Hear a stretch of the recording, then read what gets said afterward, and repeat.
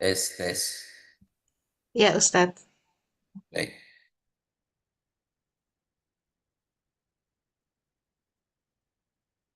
Assalamualaikum warahmatullahi wabarakatuh.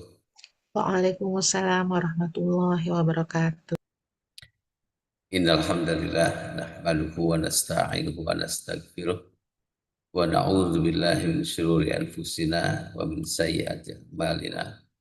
May yahdihillahu fala mudhillalah wa may yudlil fala hadiyalah. Asyhadu an la ilaha illallah wahdahu la syarikalah wa asyhadu anna Muhammadan abduhu wa rasuluhu alladzi la nabiyya ba'dah. Amma ba'du. Allahumma salli wa sallim wa barik ala habibina wa nabiyina Muhammad sallallahu alaihi wasallam wa ala alihi wa sahbihi ajma'in. Ibu-ibu yang dirahmati Allah Subhanahu wa taala, puji dan syukur kita panjatkan yang Maha Suci dan Maha Ghafur. Salawat serta salam kita limpah curahkan ke junjungan alam Kanjeng Nabi Muhammad sallallahu alaihi wasallam. Alhamdulillah hari ini kita masih di kajian Ta'limul Muta'alim, yaitu tentang kitab Imam As-Sanusi, salah satu kitab yang cukup fenomenal ya.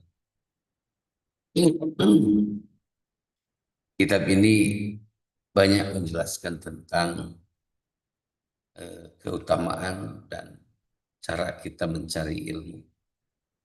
Di sini ada kalimatnya, ada pepatah atau syarahan dari Imam Az-Zarnuji, yaitu faman ta'adza minhu ustadzuhu yuhramu barakatal ilmi wala yantafi'u bihi illa qalilan. Insyaallah. Kalau bahasa kalau bahasa terjemahnya itu kadang-kadang di sini kurang tepat ya terjemahnya. Harus per kata yang kalau enaknya itu. Faman ta'adza, barang siapa yang menyakiti minhu, dari seorang murid atau seorang santri atau siswa murid, ustadzuhu, ustadznya. Jadi seorang murid itu menyakiti seorang guru, yuhramu barakatul ilmi, diharamkan kepada orang tersebut atau sisa tersebut barakatul ilmi, keberkahan ilmu, wala yantafi'u bihi, dan ia tidak akan memberikan manfaat dengan tersebut, dengan ilmu tersebut, illa qalila, kecuali sedikit. Ini mengerikan ya. Bahasa menyakiti itu di sini bukan marah-marah, bukan marah-marah ke ustadz, bukan. Tapi ya mungkin rasa gak enak seorang guru. Kayaknya buku ini luar biasa, pantas saja seorang murid ya begitu harus ta'zim kepada gurunya. Yang tadi juga saya mendengar ketika ulasan. Jadi guru itu walaupun menjelaskan atau memberikan ilmu kepada kita hanya satu huruf saja, itu dianggap bapak kita. Bagaimana seorang anak bapaknya. Nah di sini faman ta'adza minhu ustadzuhu yuhramu barakatal ilmi wa la yantafi'u bihi illa qalila. Kalau merasa ya, hati seorang guru tidak banglas, tidak merasa luas hati, ada yang kurang di hati walaupun dibanglas-banglas. Contoh. Ini di sini haram itu bukan berarti haram seperti ini, haram tidak akan dapatkan ini, bukan maksudnya. Di sini jadi hilangnya keberkahan ilmu dan kemanfaatannya. Kecuali sedikit, ada tapi kecuali sedikit, gitu kan. Nah ini gimana contohnya? Saya kemarin ngobrol ya dengan beberapa guru di pesantren lain waktu di Bandung. Ada seorang kiai ngisi di rumah masjidnya kiai tersebut. Saya mengulas sedikit tentang ta'limul muta'alim kitab ini. Dan guru tersebut juga mengiyahkan tentang kondisi ini. Jadi ibu-ibu, bapak-bapak, ibu-ibu yang saya hormati, nggak tahu ya ini apa yang menyebabkan. Jadi hampir beberapa orang guru, hampir beberapa orang ustadz bercerita yang sama. Bercerita yang sama itu gini, kalau ada, ya contohnya ini, contohnya saja. Si murid ini contohnya mas santren atau belajar. Lalu orang tuanya itu dibilang nggak mampu, mampu lah. Dibilang dia itu tidak mampu banget, enggak, tidak mampu banget. Mampu kalau melihat fisiknya, melihat pekerjaannya. Tapi perhatian ke pesantrennya atau perhatian ke ustadznya itu sangat kurang gitu. Sangat kurang, malah ya kurang banget gitu. Nah biasanya ini survei di lapangan ya, ya kan penelitian lapangan itu ada survei lapangan. Dan saya merasakan juga, kenapa ya anak-anaknya itu, anak-anaknya itu susah sekali belajar. Mungkin ini yang dimaksudkan Imam Azharuji itu.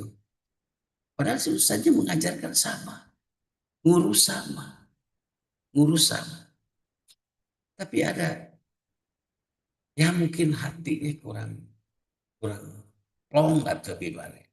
Saya melihat bapaknya pakai mobil, bapaknya gaya tuh, atau keren lah gitu ya.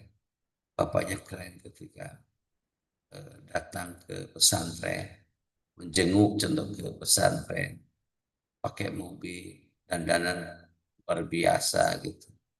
Wah, pokoknya jauh dari ini, dari orang yang ketidakmampuan. Tapi kenapa perhatian ke pesantren untuk anaknya itu kok gak ada? Tentunya di 1 tahun, 2 tahun. Ya, ada sih, ya anaknya bukan untuk pesantren sebenarnya ya. Bukan untuk pesantren. Tapi untuk ya, untuk anaknya makan. Kan anaknya makan di sini. Dan makan, yang mengasih makan beras itu bukan beras aja. Kalaupun memang tidak mampu contohnya, apakah tidak mampu memberikan beras 1 karung untuk 1 bulan? Atau apalah yang mampu dia untuk anaknya, untuk anaknya supaya banyak keberkahan. Keberkahan jadi nggak tahu dia tidak memperhatikan atau nggak mungkin kalaupun tidak paham. Saya perbandingannya ada tukang parkir. Masya Allah tukang parkir nggak mungkin S1, nggak mungkin sarjana kalau tukang parkir. Dia kalau sarjana nggak mungkin jadi tukang parkir. Itu minimal ngajar atau minimal apalah. Ini ada tukang parkir loh. Terus ada tukang laden bangunan. Terus ada tukang jualan keliling sayuran, dikeliling di bengkot atau digendong dijual. Tapi mereka memperhatikan apa yang terjadi. Perbandingannya luar biasa.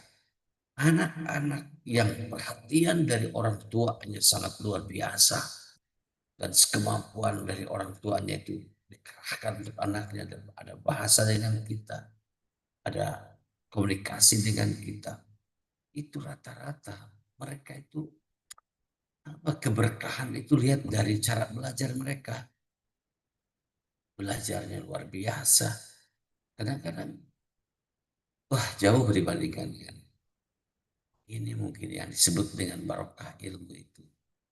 Jadi orang tua dengan sikap seperti itu sebenarnya kasihan ke anaknya. Kasihan ke anak. Jadi secara tidak langsung memang si keberkahan dalam ilmu itu tidak sampai. Dan saya sudah survei berapa kali. Contoh mohon maaf ya. Saya di sini 4 pesantren. Contoh ada 15 orang. Tidak semua. sekitar 15 orang atau 20 sampai 20 yang bukan free lah. Free itu karena sudah ada yang dicoret kalau tidak bayar gitu. Tidak pernah bayar, udah gak diharapkan ini dicoret, dianggap difasilitasi. Tapi kan ketika melihat orang tuanya seperti itu, mobil pakai mobil belanja, pernah ketemu dengan kita gitu kan. Artinya kok kenapa bisa seperti ini? Anaknya dibiarkan untuk makan semua, tapi ini hidupnya bukan hidup orang yang tidak mampu gitu kan. Nah ketika melihat ini dari sekian banyak ini yang masih agak bagus belajar itu cuma satu dua. Terus yang sisanya bagaimana? Masya Allah. Ibu-ibu kalau tahu. Saya sampai bertanya, kenapa mereka itu kok susah belajar? Jadi mereka itu sudah kerja keras sampai nangis-nangis. Saya anak itu nangis. Soleh-soleh. Tapi ketika menghafal itu, wah itu luar biasa. Susah. Saya kan ini dijelaskan kepada orang tua tentang ini. Maka mereka akan paham ada yang disebut dengan barokah ilmu. Barokah ilmu itu luar biasa. Anak kita itu perlu keringat kita. Maka satu ada piramida yang saling mendukung antara orang tua, anak, dan guru. Itu yang tidak bisa dilepaskan gitu. Itu sudah berkaitan. Padahal gurunya pun gak merasa berat. Maksudnya berat gini. Gak merasa berat sampai gak ikhlas. Enggak. Cuma menanyakan kenapa orang tuanya tidak memberikan perhatian kepada anaknya. Ini bukan ke pesantren ke anak. Ini kan kemanfaatannya untuk anaknya sendiri. Keberkahannya untuk anaknya sendiri. Bukan untuk pesantren. Jadi ketika kita tidak memperhatikan hal-hal seperti itu. Jadi yang kenanya itu anak. Anak kasihan. Saja nanti. Mungkin satu saat saya akan jelaskan ini ke orang tua santri yang di sini. Supaya mereka paham. Oh, bukan anak itu bukan kadang-kadang bukan karena bodoh, karena tidak ada support dari orang tua. Bukan mereka itu tidak bisa karena kurang dukungan, yang hilang keberkahan dari tangan orang tua yang merasa lepas gitu. Makanya di sini innal muallima wat tabiba kilahuma gitu. Layan sohaba yang layan sohani idza huma lam yukrama fasbir lidzalika in jaufata tabibaha wakna bijahlika in jaufata alima. Insyaallah. Sesungguhnya seorang guru dan dokter itu keduanya tidak akan menasihati kecuali bila dimuliakan. Jadi ini bahasa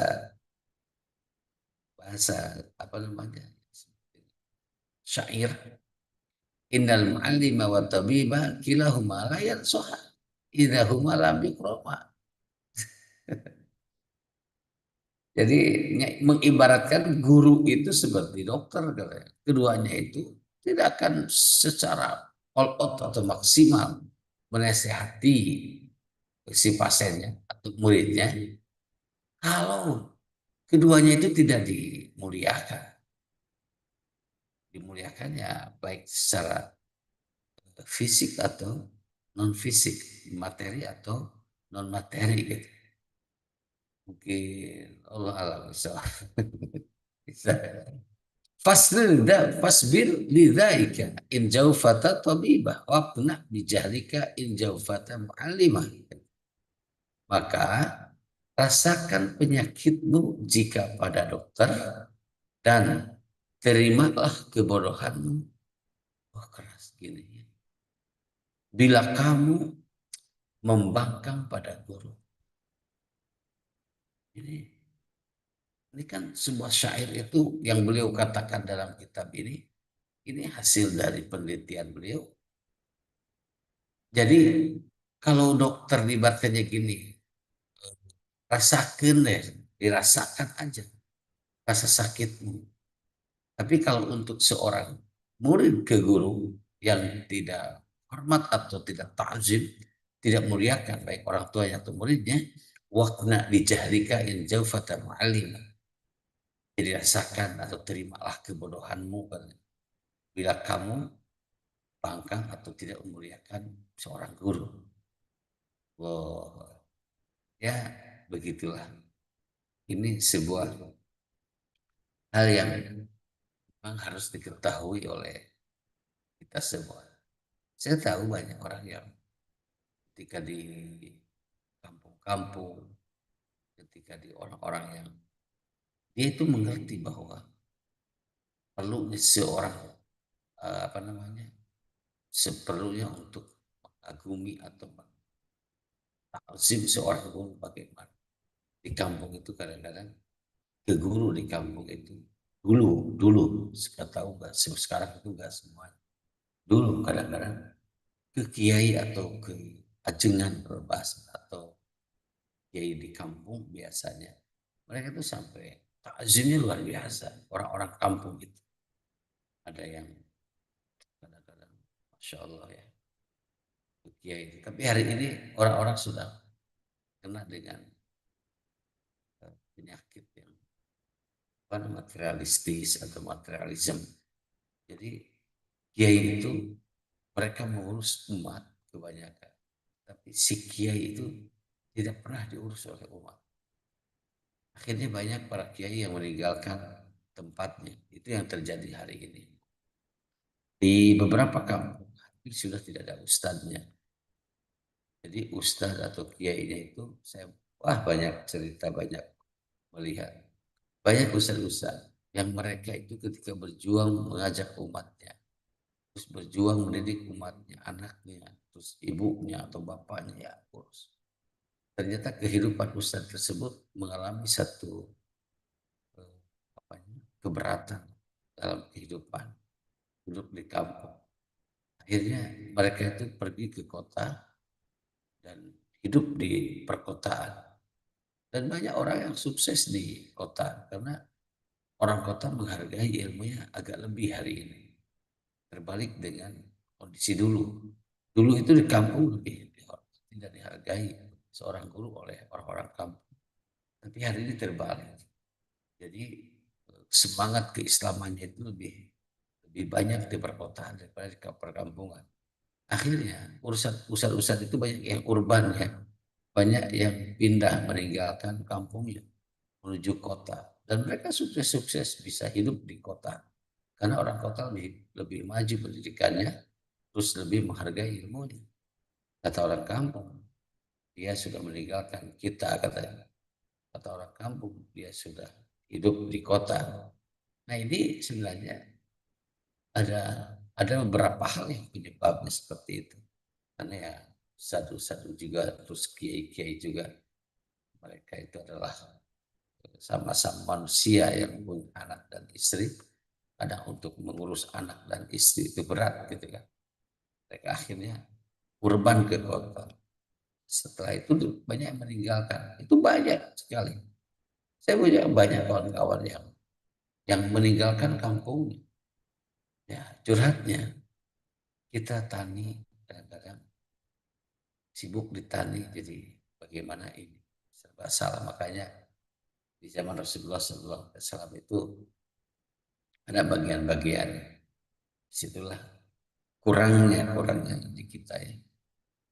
Nah di sini ada satu kisah Waqiyah anal Khalifah Harun al-Rasyid ba'atha ibnahu ilal asma'i liyu'allimahul ilma wal adaba fara'ahu yawma yatawadda'u wa yaghsilu rijlahu wa ibnul khalifati yasubbul ma'a ala rijlihi fa'ataba al khalifatil asma'i fi dhalika faqala innama ba'athuhu ilaika litu'allimahu wa tu'addibahu falimada lam ta'muruhu bi ayyasub bi ayyasubbal ma'a bi ihdayatayhi wa yagsila bil ukhra rijlaha.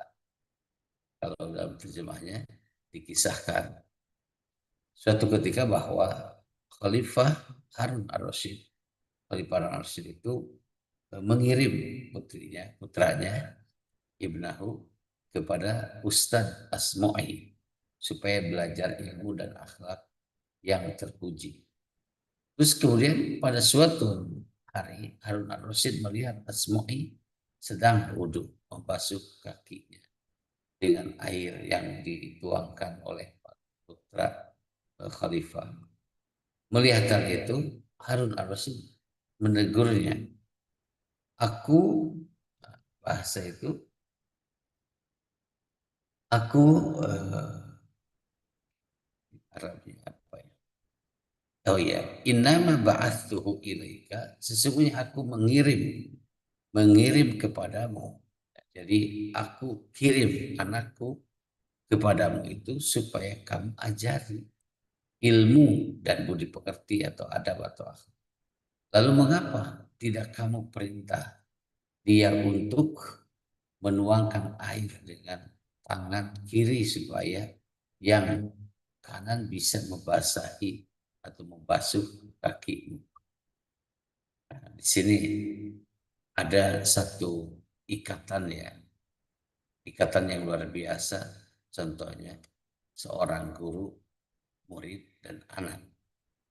Jadi Khalifah Harun ar-Rasyid itu mengirim anaknya ke Syekh Al-Asma'i untuk belajar ilmu dan adab. Tapi satu hari Harun ar-Rasyid melihat syekhnya itu, gurunya itu sedang wudhu dan membasuh kakinya. Terus anaknya juga sama, tapi tidak apa namanya, tidak mengajarkan si guru kepada si anak tersebut. Tapi makanya Harun ar-Rasyid menyebutkan, kenapa kamu tidak ajarkan cara wudhu tersebut kepada anakku? Nah, gitu. Jadi ada komunikasi antara orang tua dengan gurunya. Wa min ta'zimil ilmi ta'zimul kitab. Dan salah satu dari kita memuliakan ilmu itu adalah dengan memuliakannya kitab. Fayan bagi litolibil ilmi alla ya'khudal kitaba illa bitaharati. Illa bitaharatin. Masya Allah.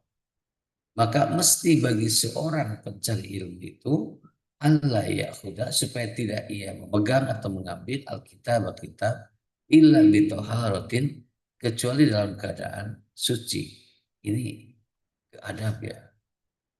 Kita baca kitab atau buku, ini kata Imam Zarruji itu kecuali dalam keadaan tohara. Tohara itu bersuci. Wudhu dulu mungkin gitu. Adabnya baca kitab, bukan hanya Al-Quran.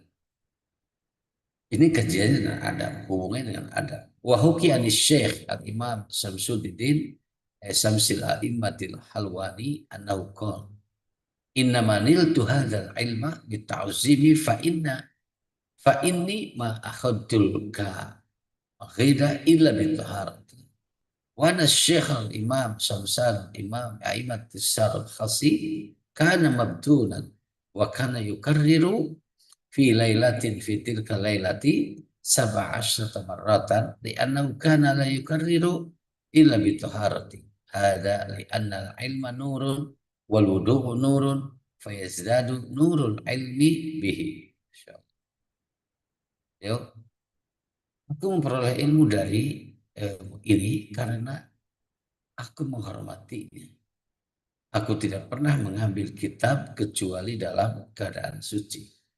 Imam As-Sakhasi Imam Asy-Syafi'i pernah sakit perut, namun beliau tetap mengulang-ulang belajarnya dan berwudu sampai 17 kali pada malam itu. Karena beliau tidak mau belajar kecuali dalam keadaan suci. Ilmu itu adalah cahaya dan wudu itu adalah cahaya. Sedangkan cahaya ilmu tidak akan bertambah kecuali dengan berwudu. Masya Allah. Ini kisah para ulama ya. Saking ta'zim. Pada kitab pun ada adabnya. Di kita kadang maaf ya, saya pernah melihat beberapa kali baca Al-Quran pun sambil merokok. Iya baca Al-Quran sambil merokok. Kan itu kurang adab kalau secara taklim atau ta'lim itu kurang adab.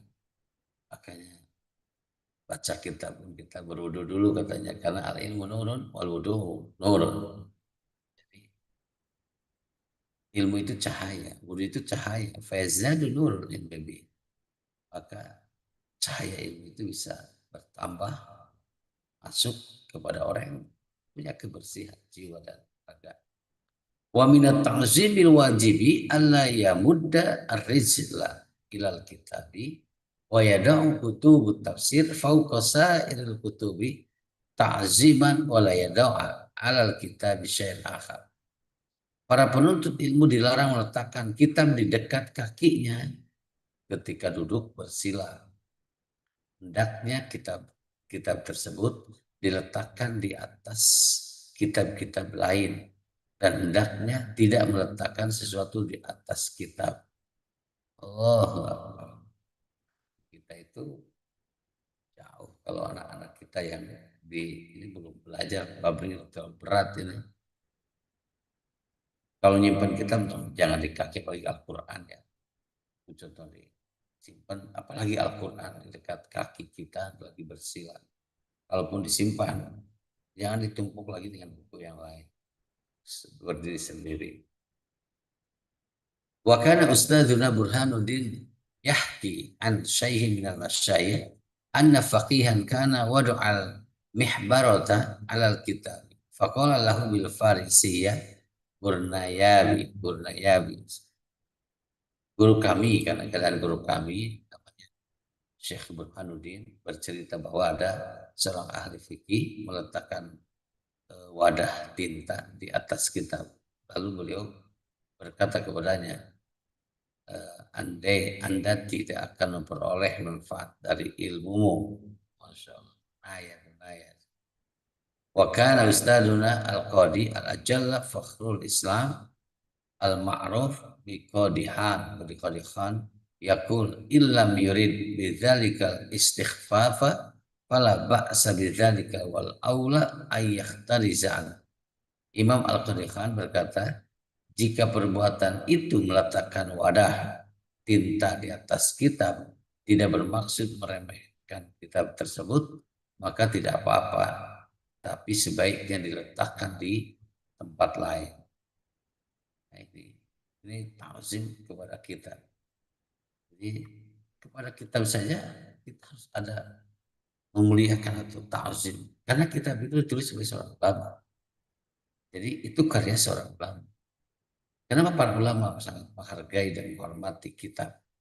Ada dalam membaca kitab atau ada memegang kitab. Karena si kitab itu ditulis oleh ulama, seorang ulama. Jadi si kitab itu ditulis ulama, itu ada pikiran-pikiran para ulama, otomatis di situ ada karya para ulama. Ya contohnya gini aja contoh. Ibu-ibu nulis buku. Setelah nulis buku itu karya kita. Terus oleh orang lain itu diinjak atau dilempar atau dicampakkan. Ini kan sakit gak si penulisnya? Pasti sakit. Karena ada keterkaitan antara penulis dengan buku. Buku itu karya seorang penulis.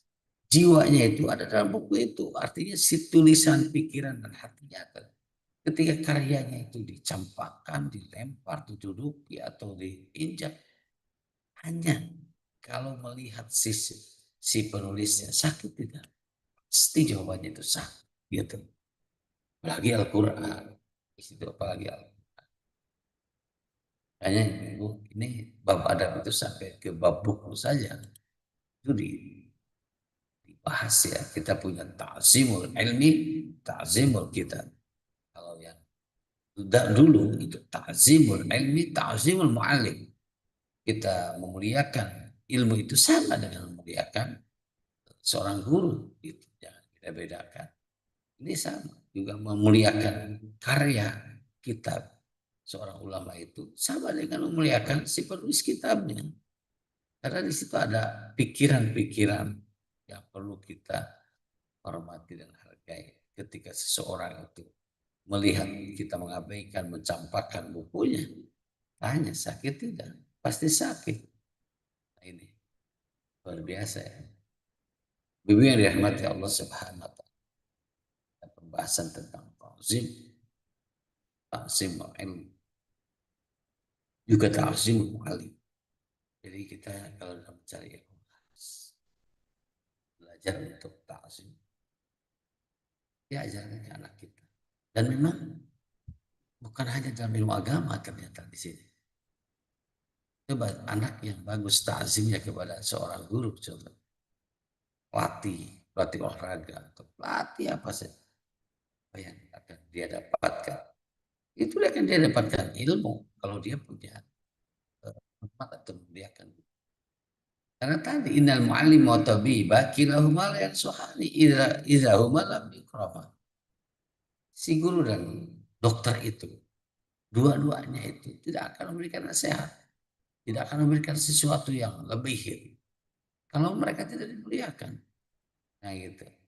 Makanya kalau ke dokter kita tidak memuliakan, rasakan rasa sakitmu karena kamu tidak memuliakan doktermu. Kalau bab ilmu, terimalah kebodohan karena kamu tidak memuliakan gurumu. Masya Allah.